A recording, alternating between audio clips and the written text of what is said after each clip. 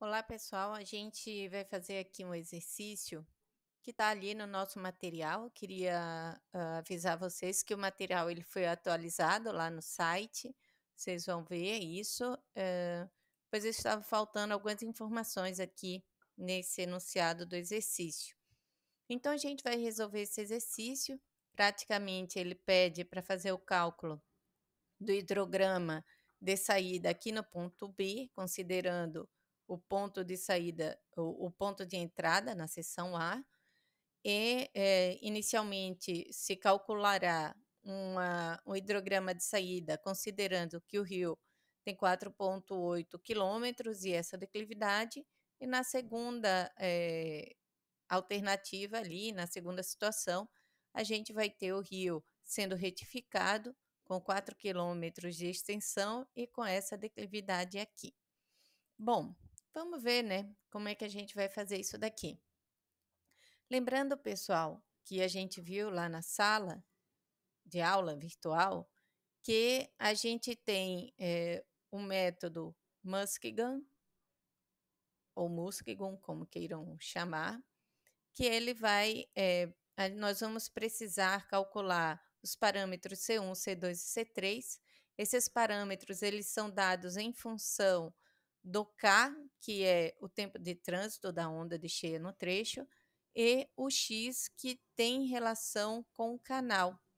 Lembrando aqui, né, que o X, esse ponderador adimensional, ele pode variar de 0 até 0,5. Na maior parte dos rios, ele é próximo a 0,3 e em canais ele é mais próximo a 0,2. Lembrando aqui também qual é o impacto do X sobre a propagação dessa onda. Quanto mais ele estiver próximo a 0,5, a gente vai ter só um fenômeno de translação, e quanto mais próximo ele estiver a zero, maior vai ser a atenuação dessa onda pelo canal, certo? Bom, como a gente viu ali, né, no próprio desenho já disse que não é um canal natural, então a gente adotará um x igual a 0,2.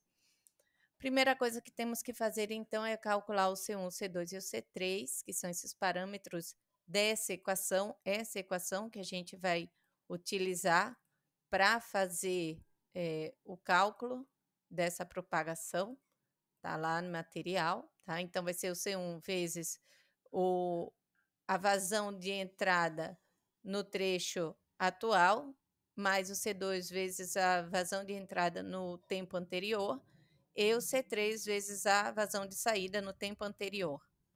Então, vamos ali. Aqui eu já coloquei as equações, veja que aqui nós temos a equação do C1, do C2 e do C3 para as duas situações dadas no problema. Um K inicialmente de 0,95 horas, um compasso de tempo de 0,5 horas e um X de 0,2, que vai ser igual nas duas situações, tá? E na segunda situação, nós temos um tempo de trânsito de 0,79 horas, porque a gente reduz essa distância, a gente aumenta a declividade, então se espera que essa água ela de fato possa escoar mais rapidamente, e o mesmo compasso de tempo, que é aquele considerado, e um x também igual a 0,2. Aqui, pessoal, observem que é somente essa equação, tá? Do C1, que a gente vai considerar o ΔT, que nós temos que é o 0,5 aqui, menos 2 vezes K vezes o X, que estão colocados aqui, todos esses valores, o K, o X e o ΔT, nós temos esses valores, é só substituição na equação, dividido pelo 2 vezes K1 menos X mais 0,T, ou mais ΔT. Então, a gente substitui nesses valores aqui. Vejam que as equações do C1 e C2 são muito parecidas, só que o C2 a gente vai ter um mais, no C1 a gente vai ter um menos, aqui no numerador da equação, e aqui o C3 a gente tem uma equação um pouquinho mais diferente. Lembrando que a gente tem que fazer a conferência, né, fazer o somatório do C1, C2 e C3 para ver se de fato eles somam 1. E aqui a gente tem para a segunda situação exatamente a mesma coisa, considerando o K, o ΔT e o X para a segunda situação. Então, nós temos aqui tudo. Agora, vamos fazer o cálculo, tá, dessa propagação. Então, considerando aqui os dados iniciais no tempo zero, nós temos a entrada zero, então, consequentemente, a saída é zero, tá? Porque se não está entrando nada de onda, também não está saindo nada de onda. Então, a gente põe aqui zero, vamos fazer um depois o outro. E agora, pessoal, a gente vai começar a usar essa equação aqui.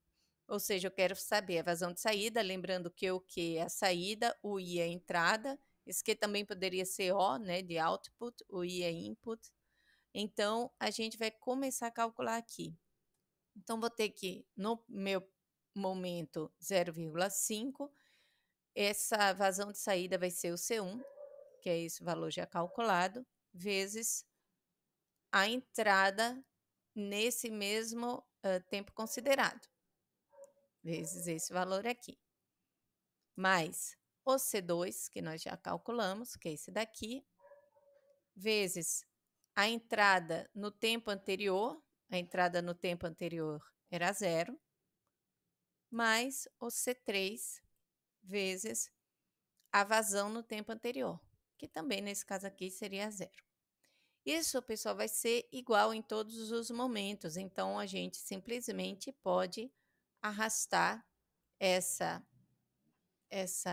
opa, aqui a gente esqueceu de bloquear aqui o C1, o C2 e o C3.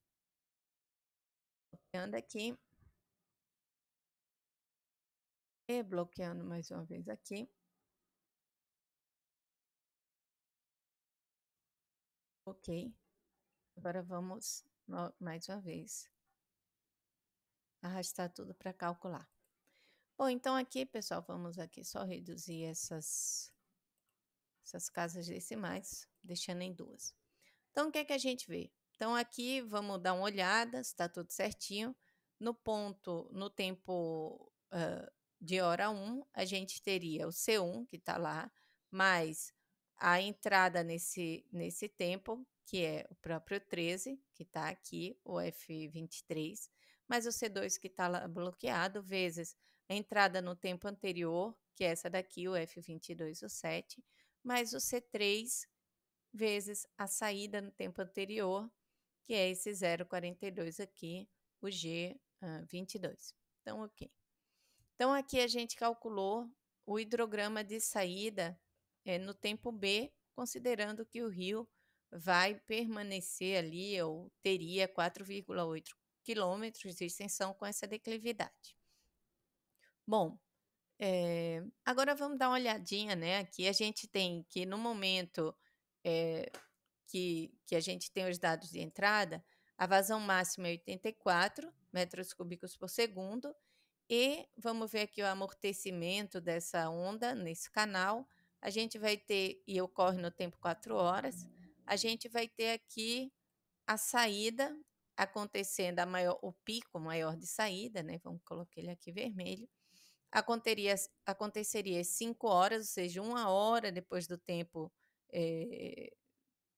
da vazão máxima de entrada, e ela teria não 84, mas 75,6 metros cúbicos por segundo de saída. Seria nossa maior vazão. Tá? Então, o canal atenuaria essa diferença aqui. Agora, vamos ver, né, o que acontece quando a gente considera que haverá essa retificação e que haverá mudança na declividade do canal. Da mesma forma, se não tem nada entrando inicialmente, não vai ter nada saindo. E aqui a gente vai fazer, né, o C1 vezes a entrada no tempo considerado, no tempo 0,5, que é o 7, mais o C2 vezes a entrada no tempo anterior, que seria o 0, mais o C3 vezes a saída no tempo anterior, que seria 0, tá? Vamos fixar aqui de novo o C1, C2 e o C3.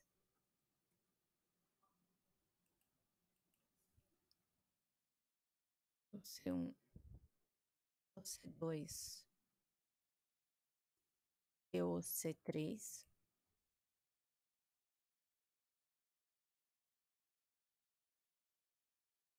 Então tá aqui. Agora vamos arrastar aqui para baixo.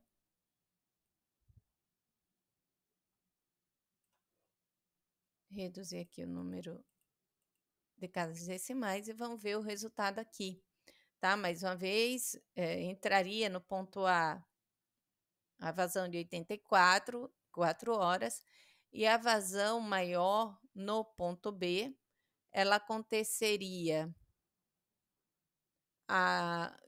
em 4 horas e meia, ou seja, meia hora depois, e ela não seria mais de 75,6, mas seria de 76,8. Então, vocês vejam, pessoal, que quando a gente vai fazer uma modificação no canal, uma retificação, para favorecer a o escoamento, né, aumentar aqui a velocidade do escoamento e fazer com que essa onda de cheia ela passe mais rápido, o que geralmente acontece é que a gente vai causar um problema a jusante, né, a gente vai reduzir, o tempo de chegada e a gente vai aumentar o pico, tá. Se a gente quisesse fazer então, os gráficos, né, aqui, para a gente ver como isso iria se comportar. Vamos inserir aqui um gráfico, que estranho, ele não está me pedindo os dados dos pontos. Vou ver se nós fizermos assim, se ele vai querer. Eco. Então aqui a gente tem, tá, os nossos dois gráficos aqui, né, bonitinho, como a gente gosta de colocar todos os nossos títulos. Aqui vai ser tempo em hora, tá? Aqui seria vazão em metro cúbico por segundo. E aqui a gente teria, tá? Então, para a primeira situação, é isso daí. Vamos ver aqui na segunda situação, vamos adicionar aqui ainda, adicionar uma outra série que seria 4 quilômetros. Os valores de x seriam esses mesmos aqui. Opa, não.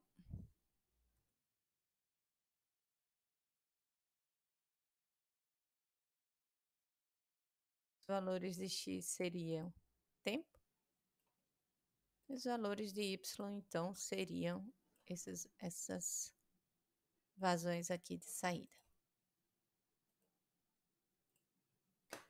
Ficou aqui numa cor verdinha, né? Então, o que a gente vê é que ele antecipa aqui em meia hora e ele tem um valor maior, né, de vazão.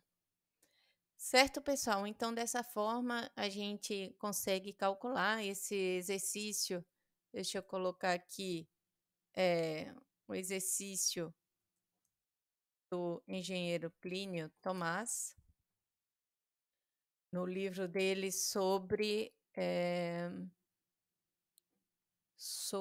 deixa eu pegar aqui exatamente ele, está escondidinho aqui em algum lugar. Cálculos hidrológicos e hidráulicos para obras municipais, certo? Era isso então, qualquer dúvida vocês falam comigo e eu vou fazer mais um outro vídeo sobre o roteamento em reservatórios, que a gente já falou que é um pouquinho mais complexo, ok? Valeu, pessoal, tchau!